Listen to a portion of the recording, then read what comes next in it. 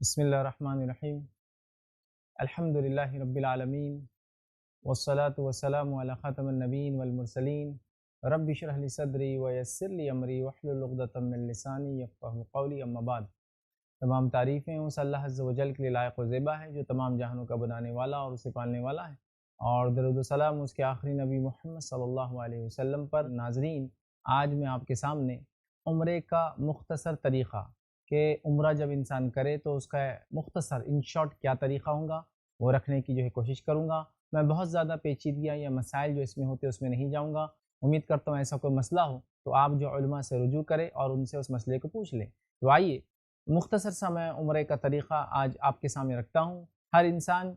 ये कोशिश करता है कि वो अल्लाह के घर की ज़ियारत करे, या तो हज के ज़रिए या तो उम्रे के ज़रिए। तो सबसे पहली चीज़ याद रखिए उम्रे के लिए वो ये है कि इंसान मीक़ात पर पहुँचकर एहराम को बांधे। मीक़ात पर पहुँचकर एहराम को बांधे, याद रखिए। और अगर आप सफ़र करके जा रहे हैं और आपके मुल्क से जब आप जा रहे हैं तो फ़्लाइट के ज़रिए जा रहे हैं और मीक़ात अगर बीच में आता है, मतलब फ़्लाइट के दौरान आता है, तो यहाँ इसकी इजाज़त है कि आप अपने घर से एहराम बांध कर निकले, या फिर आप एयरपोर्ट पहुँचकर अगर वहाँ सहूलत हो तो वहाँ एहराम बांध लें। और उसके बाद फिर ज़ाहिर सी बात है आपको मीक़ात पहुँचने की ज़रूरत नहीं, क्योंकि मीक़ात आपकी फ़्लाइट में बीच में आने वाली, याद रखिए, ठीक है। तो मीक़ात पहुँचकर एहराम बांधना, या अगर फ़्लाइट से जा रहे हैं तो अपने घर से या एयरपोर्ट से फिर आप एहराम बांध सकते हैं, या अगर सहूलत हो तो फ़्लाइट में बहरहाल आप मीक़ात से पहले, अगर आपको पता हो मीक़ात कब आने वाली है और एहराम बांधने का वक्त हो, फ़्लाइट में इतनी सहूलत हो तो बहरहाल वहाँ भी ये काम आप कर सकते हैं। लेकिन इस मामले में एहतियात करें, चूँकि फ़्लाइट में जनरली इसकी सहूलतें आम तौर से नहीं होती है। बहरहाल आगे बढ़ते हैं। इसी तरह एहराम बांधने से क़ब्ल इंसान गुस्ल करे, और अगर चाहे तो अपने जिस्म पर खुशबू लगा सकता है।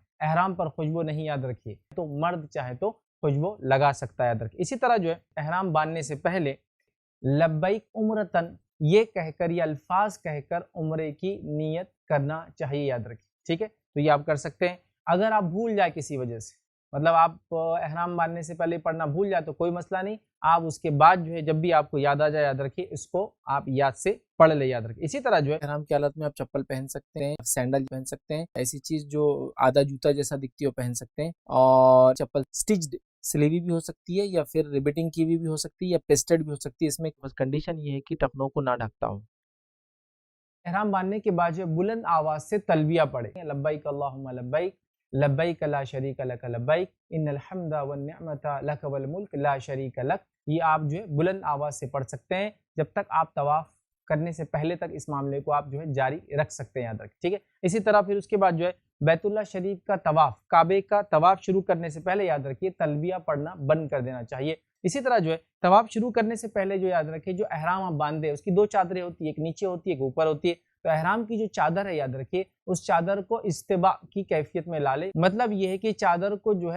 सीधे हाथ के नीचे से निकाल के ओढ़ ले। मतलब चादर आपने यूं ओढ़ी थी, अब उस चादर को आपको ये करना है कि ये कांधा सीधा हाथ, याद रखिए, उसके नीचे से निकालना है, अंदर से बगल में से निकाल के इधर डालना। और ये जाहिर सी बात है मर्दों के लिए, क्योंकि औरतों के लिए एहराम उनका अपना लिबास या अपना उनका पर्दा ही होता है, याद रखिए, ठीक है। तो लिहाजा वो निकालेगा तो उसका सीधा हाथ, याद रखिए, अब खुला हो जाएगा, उल्टा हाथ ढका हुआ, याद रखिए। तो इस कैफियत को इस्तिबा कहते हैं। और तवाफ करने से पहले, याद रखिए, इस्तिबा करेंगे। नबी अकरम सल्लल्लाहु अलैहि वसल्लम का तरीका था, याद रखिए, ठीक है। अगर मिसाल के तौर पर आप काबे का तवाफ कर रहे हैं और इस हालत में कि आप इस्तिबा वाली कैफियत में, मतलब आपका सीधा कांधा खुला, याद रखिए, और नमाज वगैरह का वक्त हो जाए, तो नमाज में याद रखिए कांधे ढके होना जरूरी है। तो लिहाजा आप वो कपड़े को निकाल ले और कांधे दोनों ढक के नमाज पढ़ ले। नमाज होने के बाद फिर आप उसको उसी कैफियत में ला ले और फिर अपने तवाफ को शुरू कर दे। चूंकि बहुत सारी बार होता है हम तवाफ के लिए पहुंचते हैं, एक दो तवाफ होते हैं, अजान हो जाती है, नमाज के लिए लोग खड़े हो जाते हैं, तो जाहिर सी बात है आपको अब तवाफ रोकना है, लेकिन नमाज पढ़ना है, तो उसके लिए आप कांधों पे डाल लेंगे। कांधे चूंकि नमाज में ढके होने चाहिए, नमाज पढ़ेंगे और उसके बाद खोल के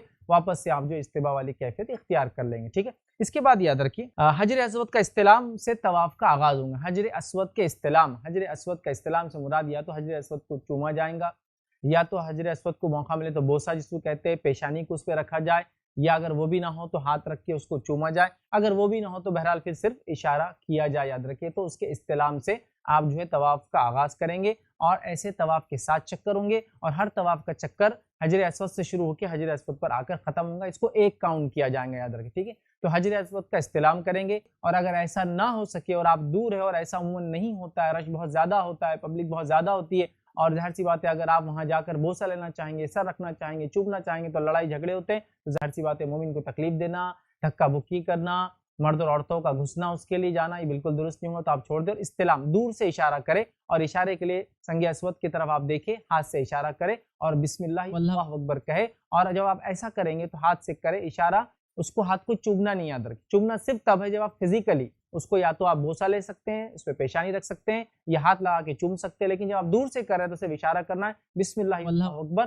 اور صرف ایک ہاتھ سے اشارہ کرنا ہے، دونوں ہاتھ رفع دین کے اسے نہیں اٹھانا ہے۔ آپ یہ کہہ کر اپنے طواف کا آغاز کریں گے، یاد رکھیں، اور طواف کے ہر چکر میں حجر اسود کا استلام کرنا ہے، طواف کے ہر چکر میں، مطلب آپ جتنے بار بھی حجر اسود کے پاس پہنچیں گے ہر چکر میں اس کا استلام کرنا ہے، مطلب یہ کہ اس کی طرف اشارہ کرنا ہے بسم اللہ اللہ اکبر، اور پھر چکر کی شروعات کرنا ہے، یاد رکھیں۔ اسی طرح یاد رکھیے طواف کے اندر پہلے جو 3 چکر ہوں گے ان 3 چکر کے اندر یاد رکھیے رمل کرنا ہے، رمل کا معنی ہے تھوڑا سا تیز چلنا، تھوڑا سا تیز چلنا، کاندھوں کو بلند کر کے، کاندھوں کو اونچا کر کے تھوڑا سا تیز چلنا ہے، اور یہ صرف مردوں کے لیے یاد رکھیے، عورتیں اپنی عام چال چلیں گی، ٹھیک ہے؟ تو 3 چکر شروعات کے، 7 میں سے 3 چکر تھوڑا تیز چلنا ہے، یہ بھی اگر ممکن ہو، حالات ہو، رش کم ہو تو ہوگا، ورنہ اگر ایسا نہ ہو رہا زیادہ ہو تو پھر تو آپ کو جو پبلک جس چال سے چل رہی ہے، لوگ جس چال سے چل رہے ہیں اسی چال سے چلنا ہوگا، لیکن اگر ممکن ہو تو تھوڑا کاندھوں کو اٹھا کر تھوڑا تیز چلنے کی کوشش جو ہے کرنا چاہیے، پہلے 3 چکر یاد رکھیں، ٹھیک ہے؟ اس کے بعد یاد رکھیں رکن یمانی کے پاس جانا اور رکن یمانی کو ایک مرتبہ چھونا، اس کو بوسہ نہیں دینا، یاد رکھیں، موقع ملے تو آپ اس کو ہاتھ لگائیے،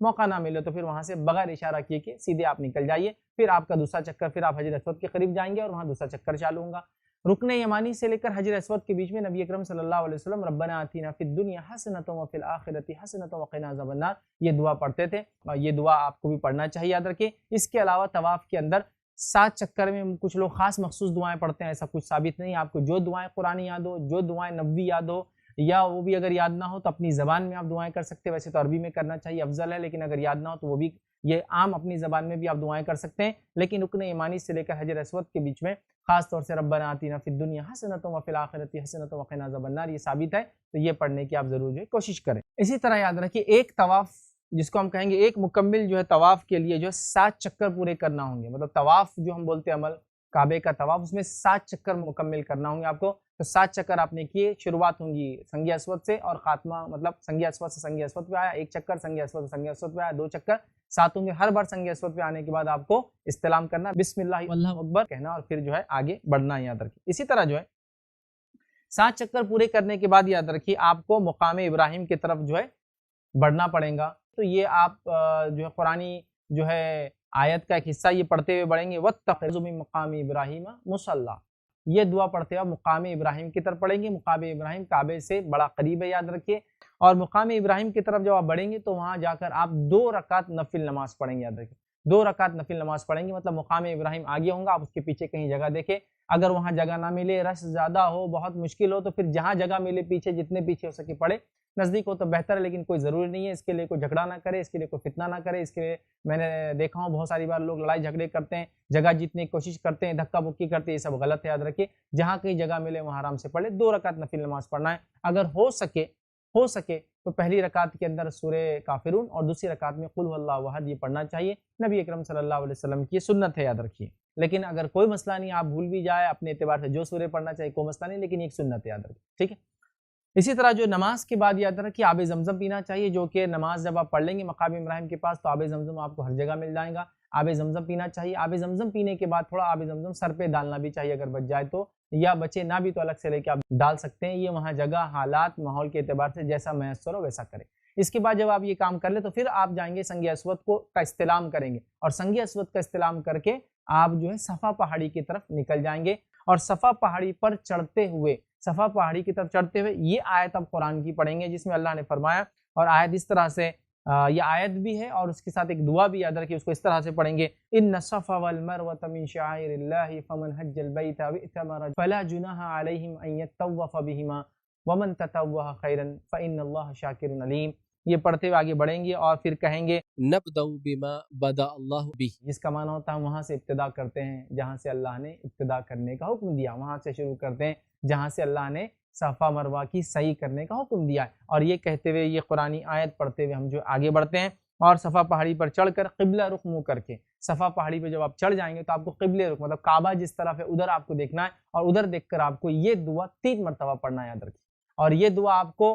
صفا بھی پڑھنا ہے اور مروہ بھی پڑھنا ہے، اور ہر چکر میں ہر بار جب رکیں گے پڑھنا ہے اللہ اکبر لا الہ الا اللہ وحدہ لا شریک لہ لہ الملک ولہ الحمد وہو علی کل شیء قدیر۔ پھر آپ کہیں گے لا الہ الا اللہ وحدہ انجز وعدہ ونصر عبدہ وہزم الاحزاب وحدہ۔ یہ دعا آپ 3 مرتبہ پڑھیں گے، ٹھیک ہے۔ پھر یہ دعا پڑھنے کے بعد آپ آگے نکلیں گے اور مروہ کی طرف جائیں گے۔ تو صحیح کی شروعات صفا سے شروع ہو کے مروہ کی طرف ہوں گی، یاد رکھیے۔ اور صفا سے مروہ 1 چکر کاؤنٹ ہوگا، مروہ سے صفا دوسرا چکر، پھر صفا سے مروہ تیسرا چکر، تو گویا 7 چکر آپ کو لگانا ہے۔ تو شروعات صفا سے ہوں گی اور خاتمہ مروہ پہ ہوں گا۔ کچھ لوگ غلط فہمی کے شکار ہوتے ہیں، وہ جا کر واپس آ کر 1 چکر مانتے ہیں، ایسا نہیں ہے، صرف یہاں سے یہاں جانا، صفا سے مروہ جانا 1 چکر۔ کچھ لوگ صفا سے مروہ پہ مروہ سے صفا کی 1 کاؤنٹ کرتے ہیں، غلط، ویسے 14 چکر ہو جائیں۔ تو صفا سے مروہ 1، مروہ سے پھر صفا 2، صفا سے پھر مروہ 3، اس طرح سے آپ چکر کریں گے، یاد رکھیے۔ ان چکر کے بیچ میں یاد رکھیے یہ دعا تو 3 مرتبہ پڑھنا ہے آپ کو، صفا پہ بھی مروہ پہ بھی، ہر بار جب بھی رکیں گے، لیکن اس کے بیچ میں جب آپ چلیں گے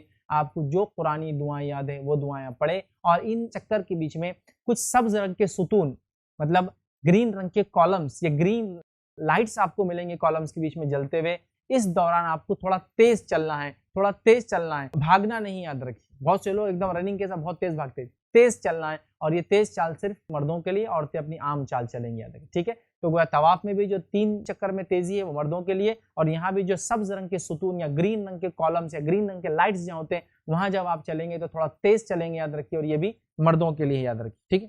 اب صحیح کے دوران بھی یاد رکھیے صفا اور مروہ دونوں پہاڑی پہ وہ دعا 3 بار پڑھنا ہے جو میں رکھ چکا ہوں، لیکن اس کے علاوہ بیچ میں آپ کو جو قرآنی دعائیں یاد ہے آپ وہ کر سکتے ہیں، جو حدیث کی دعائیں یاد رکھتے ہیں، نبوی دعائیں یاد رکھتے ہیں وہ کیجئے، نہ یاد ہو تو پھر اپنے الفاظ میں جو بھی دعائیں کرنا اللہ تعالیٰ سے آپ بہرحال کر سکتے ہیں، یاد رکھیے، ٹھیک ہے۔ اسی طرح جو ہے آپ نے 7 چکر جو ہے مکمل کیے، تو صفا سے آپ شروع کریں گے تو مروہ پہ ہوں گا، یاد رکھیے۔ اب مروہ پہ جب آپ پہنچ جائیں گے تو مروہ پہ آپ کا معاملہ ختم ہوگا، وہاں آپ نے جو دعا تھی آخر 3 بار پڑھ لی، یہ ختم ہوا۔ اب اس کے بعد آپ کو اپنے سر کے بال یا تو صاف کرنا ہے، مطلب ٹخلا بنا لینا ہے، یا تو پورے بال نکالنے ہیں تو گنجا کرا لینا عام زبان میں جو کہتے ہیں، یا پھر اگر ایسا نہ کرنا ہے تو پھر آپ پورے بالوں کو ایک لیول میں کٹوا لیں۔ یہ دونوں میں سے جو بھی آپ کر سکتے ہیں، یہ مردوں کے لیے، یاد رکھیں۔ ایک غلطی جو مرد اس میں کرتے ہیں وہ یہ کہ مرد بہت ساری بال، تھوڑے بال یہاں سے کاٹتے ہیں، تھوڑے بال یہاں سے کاٹتے ہیں، تھوڑے یہاں سے، تھوڑے پیچھے سے، سمجھتے ہو گئے، نہیں۔ اگر آپ کو بال کم کرنا ہے، گنجا نہیں کرانا ہے، سر مڈانا نہیں ہے، صاف نہیں کرنا ہے، تو پھر آپ کو پورے بالوں کو ایک ساتھ چھوٹے کرنا ہوگا۔ وہاں حجام ہوتے ہیں، باربرس ہوتے ہیں، وہاں جائے